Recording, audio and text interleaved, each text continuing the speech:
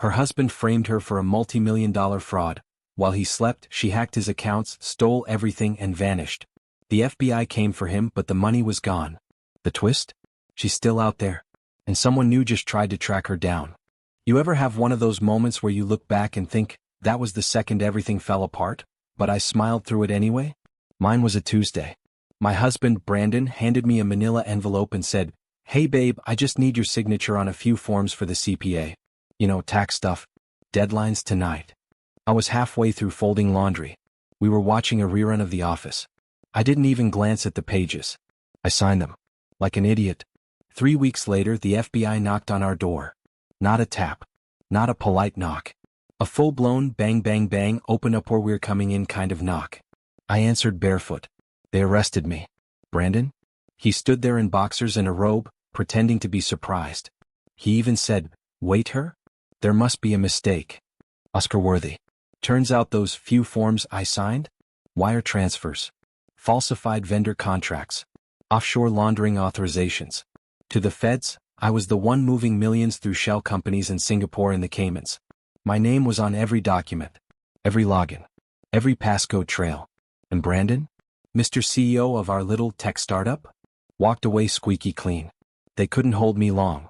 I didn't have prior offenses and my lawyer argued I was likely manipulated. So they stuck me on house arrest while they built a case. An ankle monitor. A court date. And a do not touch any shared marital finances clause while the investigation continued. Brandon kissed my cheek when I got home. "Babe, I'm so sorry this happened to you," he whispered. Like he didn't orchestrate the whole thing. That night I watched him sleep. Snoring. Smiling. Like a man who thought he'd won. And I decided then, I wasn't going to survive this quietly. I was going to burn his whole world down. First I played dumb. Pretended to be devastated. Defeated. Watched reality TV, stress-baked banana bread, accidentally burned dinner. He bought it. Started spending more time out. Started moving money again, confident I couldn't touch it. What he didn't know was that the woman he framed had a master's in data architecture and a side hustle in crypto before love made her ditch the job market. And just because I couldn't touch our accounts legally, didn't mean I couldn't watch. I used the smart fridge. He never changed the admin settings.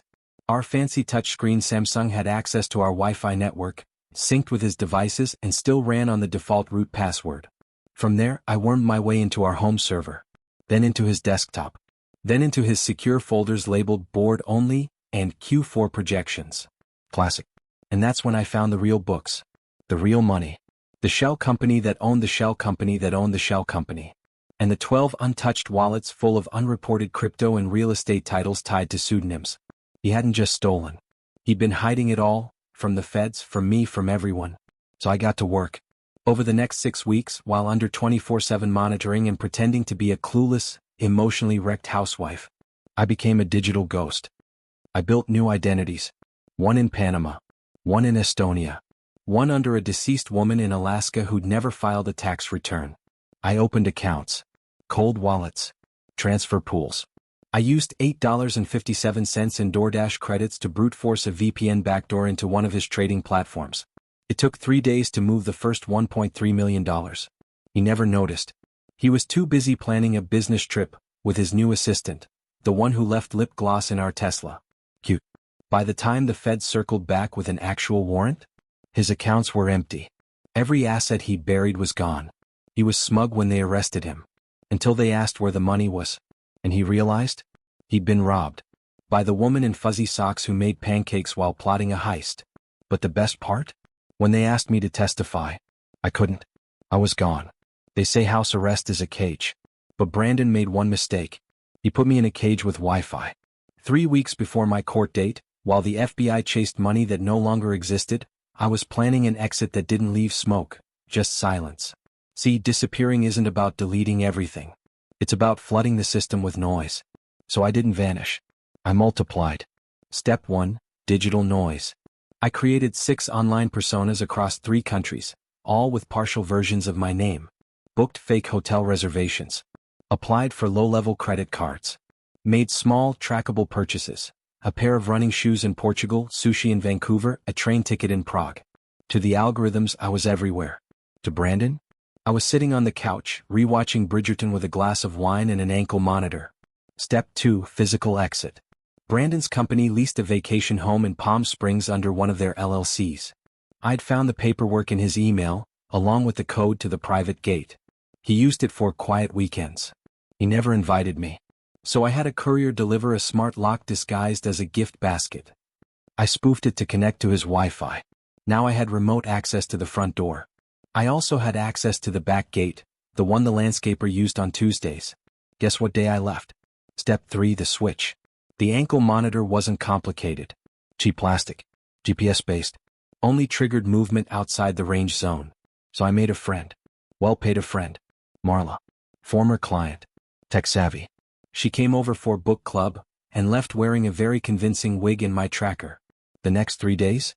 She watched TV, ordered groceries, and smiled for the security cam in my hallway. And me?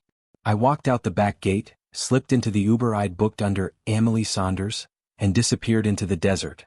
Brandon didn't know for 2 more days. Because he didn't check.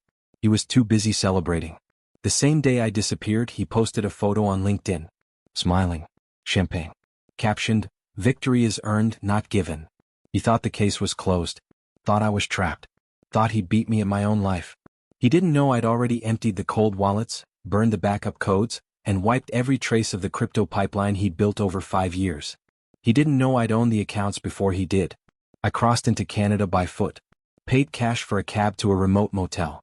And there, in the smallest room I've ever slept in, I became no one. Hair dyed black. Contacts. New teeth guard. No phones. Just an encrypted laptop and $14.3 million across 5 wallets that only I could access. Meanwhile, Brandon's world cracked.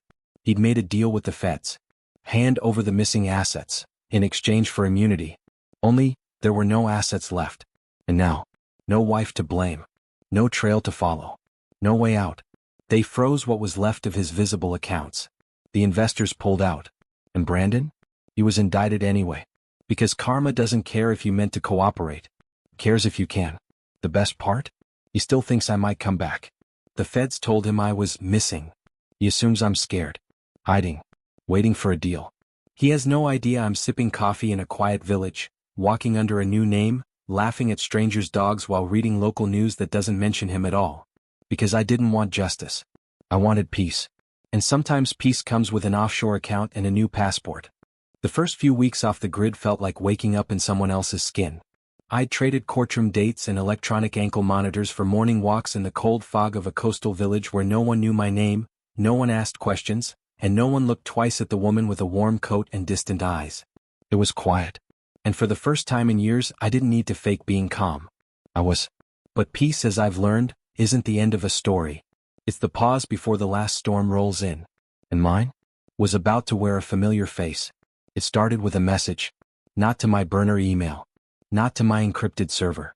To my old university alumni address, the one I hadn't touched since before Brandon ever said, "Trust me." The subject line was blank. The body was just a single sentence. You didn't think he did this alone, did you? I stared at the screen for a long time, then slowly closed the laptop, my fingers suddenly too cold to move. There was only one person that could have been. Jackson Vale. Brandon's longtime business strategist. Officially, he worked with investors, closed deals, made things look clean on paper. Unofficially, he was the one who taught Brandon how to hide things in plain sight. He knew the system. The laundering. The aliases.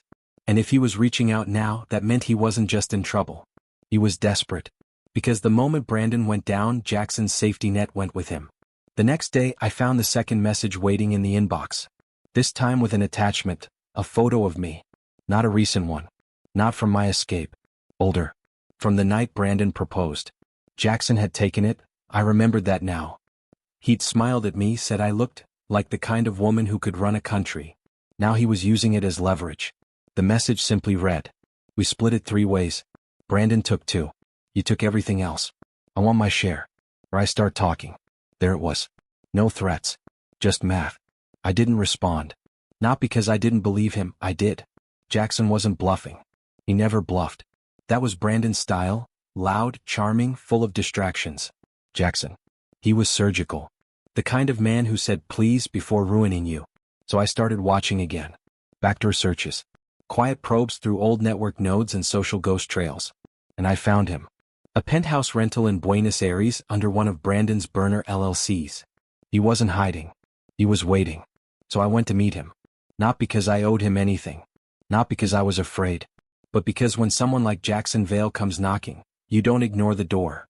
You walk through it, with your own lockpick in hand. I wore sunglasses, a borrowed accent, and the softest smile I could muster. He didn't recognize me at first. Then he laughed. A slow, knowing sound like we were two villains bumping into each other in a plot twist we both saw coming. He poured 2 drinks. Me. Expensive.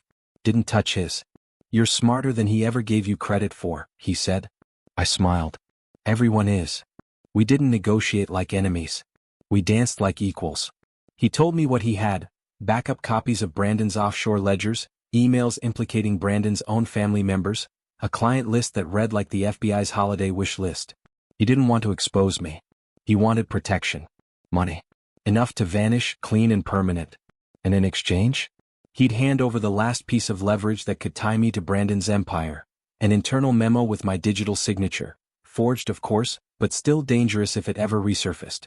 I gave him a number. He countered. We landed somewhere between betrayal and mercy. The next morning, the final transfer was made, not to Jackson directly, but to a dead-end trust fund managed by a retired notary in Monaco. He smiled when I confirmed it. Pleasure doing business, he said. But I didn't smile back. Because before I left, I handed him a second envelope. Inside, a burner phone, programmed with one number. He raised an eyebrow. What's this? I leaned in just close enough to make him blink. Insurance. In case you ever think about looking for me again. And then I walked out. I haven't heard from him since. No leaks. No messages. Just silence. The kind of silence only money can buy and only fear can maintain. Now, I live under a different name. A modest house. A garden. Some days I teach tech classes at the local library. Most days I don't answer my phone. And the money? Most of it's untouched. Because it was never about the fortune. It was about freedom. About knowing that the man who tried to ruin me now eats stale bread in a concrete box, wondering how the hell I beat him at his own game. They called me the sleeping wife in a blog once, because I stole a fortune while my husband slept. But the truth is, he was the one dreaming, thinking I'd be soft, obedient, blind, and I let him believe it, right up until the day I vanished with everything. It had been nearly a year. 12 quiet months since I stepped out of my old life and walked into anonymity. The ocean still sounded the same. The neighbors still waved politely. And most days I remembered to be grateful, not just for the safety or the freedom or the fact that my name no longer appeared in court filings or subpoenas, but for the silence. Because silence for me was power. Until the letter arrived. It wasn't sent to my current address, of course. Nothing ever was. It was forwarded from an old P.O. box I kept in a tiny town in British Columbia under a false name, one I hadn't checked in 3 months. No return address. No stamps. Just delivered. Inside was a single sheet of paper. Typed neatly. Claire. I thought about blaming you, but I know better now. You didn't ruin me. You showed me the holes I never thought to look for. They keep asking where the money is. I smile. Every time. But you should know, they're looking at you again. Not the feds. Someone else. Someone who wants what we had. Stay gone. Or bury them too. B. Brandon. Even from prison, he still had a flair for theatrics. Still trying to play the martyr. Still pretending like we were co-conspirators in some beautifully twisted crime rather than victim and architect. But it wasn't the letter that rattled me. It was the warning. They're looking at you again. I spent the next week watching shadows. Checking cameras. Rerouting accounts. Listening for static where there shouldn't be any. That's when I noticed the deposit. Tiny. Just a single dollar. Into an account I hadn't touched in 6 months. But the routing number? It was tied to a holding company in Delaware, one Brandon had used before under a shell. A new one. Which meant someone else had access now. I traced the login attempt. It was masked, barely, by a rudimentary VPN. Amateur work. But not stupid. This wasn't the feds. Wasn't Jackson. Wasn't some investor trying to recover funds. This was someone new. Someone testing my defenses. And failing. Which meant it was time to stop hiding. And start closing the loop. I returned to the city for the first time in over a year. Hair longer. Eyes sharper. Nothing recognizable except the calm I wore like armor.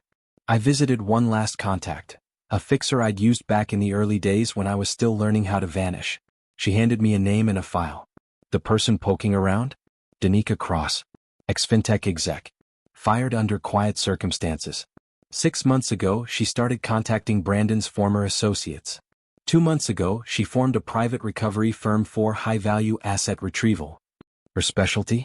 Vanished money. And women like me. I found her at a tech conference in Lisbon, dressed like power in heels and precision-cut blazers, speaking on a panel about forensic financial recovery in a post-blockchain world. I watched her from the back row. Watched the way she charmed the moderator. Watched how she never blinked when asked about gray ethics. She was good. But not me. After the panel, I slipped her a note through a conference staffer. Handwritten. One line. I left the ashes. You're chasing smoke. She didn't smile when she read it. But she did pause. Long enough for me to know she understood. I flew home the next morning. No messages. No breaches. Danica had gotten the warning. She wouldn't come again. Because people like her? They don't chase ghosts that talk back. A month passed. Then 2. The accounts remained untouched. The world has always moved on. And I stayed exactly where I wanted to be. Unbothered. Untraceable. Unapologetic. Because I never wanted revenge. I never wanted power. I just wanted to never be someone's pawn again. And I made damn sure I never would be. Now, sometimes I still get curious. I check the headlines. Scroll through aliases. Read Brandon's name in dusty old articles, buried behind headlines about newer crimes and louder villains. He'll serve 10 years, maybe more. And he'll never see a cent of the fortune he thought he could steal. Because every dollar is exactly where I left it. And me? I'm right where no one thinks to look. Because the best revenge story isn't about watching them burn. It's about being the one they never saw escape the fire.